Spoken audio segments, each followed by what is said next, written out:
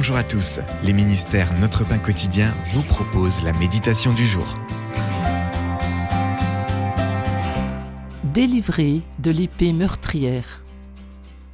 La remarquable sculpture de Sabine Howard, intitulée « Le voyage du soldat », transpire la vitalité et l'angoisse. 38 personnages de bronze penchés vers l'avant forment un bas-relief de 18 mètres, retraçant la vie d'un soldat de la Première Guerre mondiale.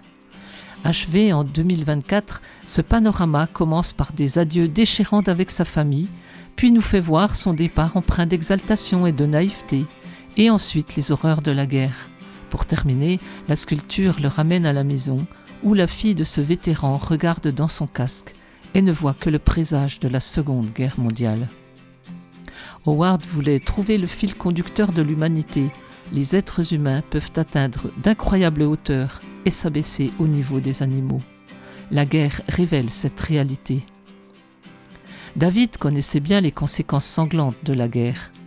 Conscient de la nécessité tragique d'affronter le mal, il a loué le Dieu qui exerce ses mains pour le combat, voir Psaume 144, verset 1, et l'a prié de le délivrer de l'épée meurtrière, versets 10 et 11. Il attendait impatiemment le jour où les jeunes ne tomberaient plus au combat, mais que les fils seraient comme des plantes qui poussent dans leur jeunesse, et que les filles ressembleraient aux colonnes sculptées qui font l'ornement des palais. Ce jour-là, il n'y aurait pas de brèche dans nos murs, ni de déportation, pas de cris dans nos rues. Verset 14. En nous rappelant ceux qui sont tombés au combat, disons avec David, « Ô Dieu, je chanterai en ton honneur un cantique nouveau ». Voir le verset 9. C'était un texte de Tim Gustafson. En quoi la guerre vous a-t-elle affecté ? Que pouvez-vous faire pour œuvrer en faveur de la paix ?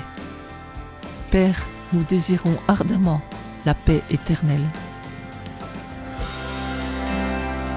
Cet encouragement vous a été proposé par les ministères Notre Pain Quotidien.